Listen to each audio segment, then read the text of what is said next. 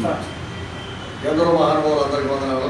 ఈరోజు ప్రజాత్మ గౌరవ వేదిక కార్యాలయం ఆదరణలో తెలుగు సాహితీ వేదిక మరియు లలితకళా సేవా సంస్థలో ఇదివరకు కొనసాగుతున్నటువంటి వ్యక్తులు డాక్టర్ జిల్లాదారి నేను, మరి రవికుమార్ చిట్టుబాబు గారు, మరి ఆయన గారు, మరి ఈరోజు ఆత్మగౌరవ వేదికలో కూడా మాకు వారు భాగం కల్పించడము, గౌరవ అధ్యక్షులుగాను, సలహాదారులుగాను, కార్యవర్గ సభ్యులుగాను మాకు భాగం కల్పించడం ఎంతగానో సంతోషించదగిన విషయము. మరి అయితే ఈరోజు ముఖ్యంగా ఈ కార్యక్రమం ఏర్పాటు చేయడం గల కారణం ఏమిటంటే, గురజాడ అప్పారావు గారు మరి 163వ జయంతి దృష్టిలో పెట్టుకొని మరి ఈరోజు ఈ కార్యక్రమం చేయడం జరిగింది. ఆయన యొక్క జయంతి వారోత్సవాల దృష్ట్యా ఈ కార్యక్రమం జరుగుతుంది. మరి తెలుగు సాహిత్యము గుడి జడ అలజడ చుట్టూ జరిగిందంటారు. ప్రాచీన కాలంలో నన్నయ్య తిక్కన, ఎర్రన్న శ్రీనాథ్, ప్రబోధన, కృష్ణదేవరాయలు, దిగ్గజ కవులు లాంటి వాళ్ళంతా కూడా దేవుడు దేవాలయాల గురించి, మోక్ష మార్గాన్ని గురించి మరి ఎంతగానో వారు తన కవిత్వాల్లో తెలియజేయడం జరిగింది. అదేవిధంగా ఆ తర్వాత జడ చుట్టూ తిరిగింది భావ కవిత్వం. ఆకులు ఆకునై, పువ్వులు పువ్వునై, దేవులపల్లి కృష్ణశాస్త్రం లాంటి వాళ్ళు మరి వాళ్ళు భార్యాభర్తల దాంపత్య జీవితం ఎంతగానో మరి ప్రేమ ఆప్యాయతతో కూడుకున్నారని చెప్పి అడగకిచ్చిన మనిషి ముందు అధ్యయనంలో ఉంది లాంటి పాటలతోన మరి కుటుంబ జీవితాలను ఎంతో చక్కగా తీర్చిదిద్దడం జరిగింది. అటు తర్వాత గురజాడ అప్పారావు గారు లాంటి వాళ్ళు, శ్రీ గురజాడ అప్పారావు, కందుకూరి వీరేశలింగం లాంటి వాళ్ళు మరి ఆనాటి సాహిత్యము గుడి జడ ఒక వరకు మంచిదే కాలం లేదు. అయితే ఈనాడు ప్రజల్లో ఇంకా ఎంతో మూఢనమ్మకాలు ఎన్నో ఉన్నాయి, వాటిని తొలగించాల్సిన అవసరం ఉందని మరి కన్యాశుల్కము ఆనాడు స్త్రీలకు మరి వరకట్నం కోసం, శుల్కం కోసము అంటే ఆడపిల్లల కన్నా తల్లిదండ్రులకి ఆనాడు కట్టాలు ఇచ్చే పరిస్థితి, వాళ్ళ బిడ్డలని మరి ముసలి వాళ్ళకు కూడా భార్య చనిపోయిన వాళ్ళకు ఇచ్చే పరిస్థితి ఉండేది. అది మంచిది కాదని కన్యాశుల్కం రాసినటువంటి గురజాడ అప్పారావు గారు యొక్క జయంతి కార్యక్రమం. మరి కన్యాశుల్కము, కొండుపట్టియము, గృహణీయము, దిద్దుబాటు ఇలాంటి ఎన్నో నిత్యావసరాలు అనేటువంటి కొత్త ఛందస్సులు ఎన్నో రచించినటువంటి గురజాడ అప్పారావు గారి గురించి తెలియని ఆంధ్రులు కానీ, తెలంగాణ వారు కానీ, దేశ ప్రజలు ఏమైనా పరిశీలించలేదు. మరి అటువంటి గురజాడ అప్పారావు గారు ప్రజల్లో నవయుగ వైతాళికుడు, ఆధునికానికి ఆద్యుడు అని చెప్పడంలో అతిశయోక్తి కాదు.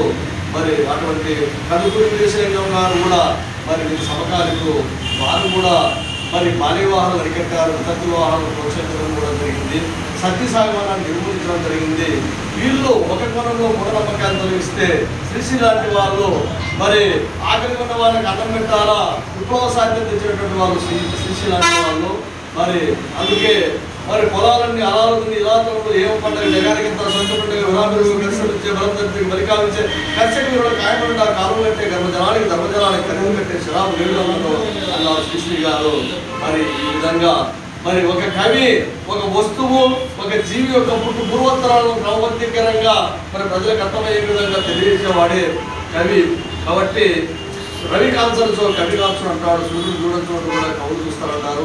అటువంటి కవి సమాజంలో జరిగే ప్రతి విషయాన్ని కూడా ప్రజల దృష్టి తెచ్చేటువంటి వారు, అటువంటి మహనీయులు. అందుకే గుడులు, దేవాలయాలు మరి కట్టిన వారు, తర్వాత పుస్తకాలు రాసిన వారు ఈ యొక్క కళాకారులు ఈ లోకంలో చిరస్థాయిగా ఉన్నారు కనుక కళాకారులకు సాగు లేదు, కవులకు సాగు లేదు అనడంలో అతిశక్తి లేదు. అటువంటి గొప్ప కవి యొక్క మరి జయంతి వారోత్సవాల దృష్ట్యా ఈరోజు ప్రజాత్మ గౌరవ వేదిక తరఫున ఆదంలో యొక్క మరి సభలు జరుపుకోవడం ఎంతో సంతోషింపదగిన విషయం. అయితే తెలుగు దేశ భాషలందు తెలుగు లెస్స అని కృష్ణదేవరాయలు అన్నారు. అటువంటి తెలుగు భాష ఈరోజు లెస్సుగా మారింది. బస్సు, జీపు, కారు, రోడ్డు, రైలు ఇవన్నీ కూడా ఇంగ్లీష్ పదాలే. వాటి తెలుగులో అర్థాలు గుర్తునే పరిస్థితి ఈనాడు మరి దాపురించిందంటే చాలా సిగ్గుసేమైన విషయము. అప్పుడు 6వ తరగతిలోనే ఏబిసిడి వాళ్ళు నేర్చుకున్నటువంటి పరిస్థితి ఈరోజు 1వ తరగతి ఆరు మొదలుకొని ఎల్కేజీ, యూకేజీ, పావు కేజీ, అర్ధ కేజీ అన్నట్లు వాటి నుండి మరి ఈనాడు ఇంగ్లీష్ అక్కడే మొదలుతుంది.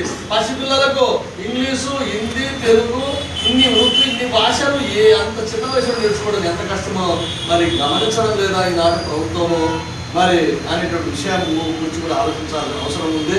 కాబట్టి బుద్ధి వచ్చినంత వరకు మాతృభాష ఉండాలా, 6వ తరగతి నుండి నేర్చుకో, అప్పుడు ఇంగ్లీష్ భాష పరభాష నేర్చుకోవాలి. కానీ మరి ఆంగ్ల మాధ్యమాన్ని గత ప్రభుత్వం రుద్దింది, తెలుగు మాధ్యమే లేకుండా అయింది. మొన్న మా దగ్గరకు వచ్చాడు మా ఇంటి దగ్గర ఆయన నటరాజు పిల్లలను తీసుకొని, సార్ మా పిల్లల్ని మున్సిపల్ స్కూల్ తీసుకొని తెలుగు మీడియం కావాలంటే లేదు ఇంగ్లీష్ మీడియం అన్నారు. మరి ఎట్లా సార్ మా తెలుగు రాష్ట్రంలో ఉండి తెలుగు పౌరులు మా పిల్లలు తెలుగు లేకుంటే మా పరిస్థితి ఏంటి అన్నారు. మరి కాబట్టి మాతృభాషలో విద్య ఉండాలా, మాతృభాషలో విద్య ఉన్న తర్వాత పరభాషలో దాన్ని మననం చేసుకుంటాడు మానవుడు. కాబట్టి ప్రభుత్వము మరి ఖచ్చితంగా ఇంగ్లీష్ మాధ్యమం పెట్టు, కాదని లేదు. జాతీయ భాష కూడా అవసరం, పరభాషను గౌరవించు, స్వభాషను మర్చిపోకూడదు. తన భాషను మర్చిపోతే తన తల్లిదండ్రులు మర్చిపోయినంత సమానము. కాబట్టి అటువంటి పరభాష పట్ల గౌరవం ఉండు, స్వభాషను ప్రేమించు. మరి యొక్క స్వభాషలోనే మరి మరణ తెలుగు ఇంగ్లీష్ రెండు మాధ్యమాలు ఏ ఇష్టమైన తీసుకుంటారు. ఓన్లీ తెలుగు ఎంత క్యాన్సల్ చేసి ఇంగ్లీష్ ఒకటి పెడితే తెలుగు మీద ఆసక్తి ఉన్న వాళ్ళు ఎక్కడ పోవాలన్నా. కాబట్టి ఇవన్నీ దృష్టిలో పెట్టుకొని ప్రతి కార్యాలయంలోనూ, ప్రతి పాఠశాలలోనూ, ప్రతి కళాశాలలోనూ, మరి రాష్ట్రంలో ఉండేటువంటి అన్ని కార్యాలయాల్లో తెలుగు భాష తప్పనిసరిగా పెట్టాలా, తెలుగు బోర్డులు పెట్టాలా, తెలుగు భాషలోనే లావాదేవీలు జరగాల. అసెంబ్లీలోనైనా కోర్టులోనైనా తెలుగులో మరి మాట్లాడాలి. ఇద్దరు లాయర్లు ఇంగ్లీష్లో మాట్లాడతారు, వాడు నేరం చేసిన వాడికి వాళ్ళు ఏం మాట్లాడతారో మీకు అర్థం కాదు. కాబట్టి అట్లా తెలుగులో మాట్లాడండి. తెలుగు ఎవరు రాదా మీకు? కాబట్టి జంగాల శాస్త్రం అన్నట్లు మరి నాకు తెలుగు రాదు, నా తెలుగు మాట్లాడితే సిగ్గుసేట్ అది. బట్ తెలుగులోనే మాట్లాడాలి లాయర్లు అయినా కూడా. మరి అప్పుడు వాళ్ళ క్లయింట్కి అర్థమవుతుంది. ఇలాంటి చాలా సమస్యలు ఉన్నాయి. మరి మన ఆత్మ తెలుగు భాష, మనము తెలుగు తల్లి బిడ్డలము, మన ఆత్మ గౌరవాన్ని రక్షించుకోవాల్సిన తెలుగు తల్లి గౌరవాన్ని కాపాడాల్సిన బాధ్యత మన పట్ల ఉందని తెలుగు ఆత్మ గౌరవ వేదిక ఈరోజు మాట్లాడడం జరుగుతుంది. కాబట్టి ఖచ్చితంగా ప్రపంచ తెలుగు మహాసభ జరపాల్సిన అవసరం ఎంతైనా ఉంది. ఏదో విజయవాడలో, విశాఖపట్నంలో పూర్ణచంద్ర లాంటి వాళ్ళు కొంతమంది మా లాంటి కవుల చేత ఏదో కొంత మరి ఎంతో కొంత పారితోషికం తీసుకొని మా కవితలు అందులో వేసి పుస్తకాలు సాగునీళ్ళు విడుదల చేస్తూ మా చేత పద్యాలు పాడిస్తూ కవితలు చెప్పిస్తూ మరి ఆ విధంగా ప్రైవేట్ వాళ్ళే చేస్తుంటే కోట్లు మరి నిధులు సంపాదించేటువంటి వచ్చేటువంటి ఈ యొక్క ప్రభుత్వం జిఎస్టీనే బిల్లులే ఎన్నో 600-300 కోట్లు వస్తున్నాయంట. మరి ఇటువంటి ప్రభుత్వం ఏం చేస్తున్నట్లు ఆయా సందర్భంలో మాత్రమే తెలుగు భాష నాడు జై రామారావు, జై ఏఎన్ఆర్ అనుకుంటే ఆ రోజు మాత్రమే బుద్ధను లేచి తెలుగు తల్లికి మాట్లాడడం కాదు. తెలుగులో కార్యనిర్వహణ జరపాలా, తెలుగు కవులను గౌరవించాలా, తెలుగు కళాకారులను గౌరవించాలా, పౌరాణిక నాటకాలకు, సాంఘిక నాటకాలకు కొంత వాళ్ళకి ఆర్థిక సాయాన్ని అందించాలా. ప్రతి డ్రామాకు వాళ్ళకు తర్వాత వాళ్ళకి పెన్షన్ సౌకర్యాలు కలిగించాలా, తర్వాత వాళ్ళకి కార్డులు కూడా కలిగించాలా. కాబట్టి ఈ వృత్తిని నమ్ముకున్న వారికి కూడా ప్రతి ఒక్క కళాకారు కూడా పెన్షన్ సౌకర్యం, ఇళ్ల స్థలాలు ఇవన్నీ కలిగించాలా. మరి అది ప్రతి నాటకానికి కొంత ఇస్తే వాళ్ళకి ఆర్థికంగా బరువు తగ్గుతుంది. వీళ్ళు కళాకారులు ఎంతవరకు డబ్బులు ఇచ్చి ఆడగలరు, సంబరాల కోసం ఆడతారు కొంతసారి. కానీ మరి ఆనాడు మరి హరికథలు, బుర్రకథల ద్వారా చెప్పేటువంటి నాటకాలని, విషయాలని తోలుబొమ్మల ఆటం ద్వారా చెప్పారు. అదార్థంగా పాత్రల ద్వారా మనుషులు వేసి ప్రజలకు నీతిని తెలియజేసేటువంటి యొక్క కళారంగం ఈనాడు అట్టడుగుపోతుందంటే, అణగారిపోతుందంటే ఎంత దుర్మార్గమైన చర్య అనేటువంటి విషయాన్ని మనం అర్థం చేసుకోవాల్సిన అవసరం ఉంది. కాబట్టి ప్రభుత్వము తెలుగు ప్రపంచ మహాసభలు జరపాల్సిన అవసరం ఎంతైనా ఉంది.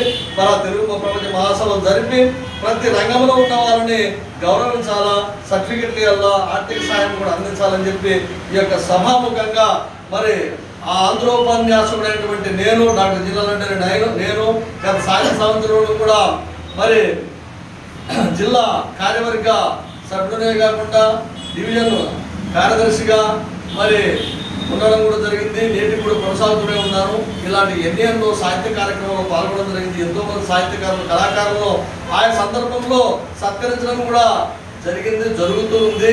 మరి కవులను కూడా వాళ్ళ చిత్రపటాలకి పూలమాల వేసి వాళ్ళని స్మరించుకోవడం కూడా జరిగింది. ఇదంతా కూడా ఏదో 4 గోడల మధ్య మా పేరు ప్రతిష్టల కోసం కాదు, నిజంగా ఆ కవులను గౌరవించడం మన ధర్మము. మరి ప్రపంచంలో వాళ్ళ విషయాలు పని తెలిస్తే ఇతరులకు ఆదర్శం అవుతుందనే విషయంతో ఇటువంటి కార్యక్రమాలు చేయడం జరుగుతుంది. కానీ పనిలో యొక్క పొదుపు కాదు. మరి ఖచ్చితంగా మా డిమాండ్లను తొందరలోనే అంగీకరించి మరి అమలు చేయాల్సిందిగా కోరుచున్నాము. లేని పెద్ద ఎత్తున ఉద్యమాలు కూడా చేపడతామని చెప్పి ఈ యొక్క ప్రజా ఆత్మగౌరవ వేదిక తరఫున ఈ సభాముఖంగా తెలియజేస్తూ ఈ అవకాశం ఇచ్చిన మిత్రులందరికీ కూడా నా యొక్క హృదయపూర్వక ధన్యవాదాలు తెలియజేస్తూ కార్యక్రమాన్ని ఉద్దేశించి గౌరవాధ్యక్షులుగా ఎన్నుకోబడినటువంటి సీనియర్ అడ్వకేట్ తాయన్న గారు మాట్లాడుతూ కోరుతున్నాం.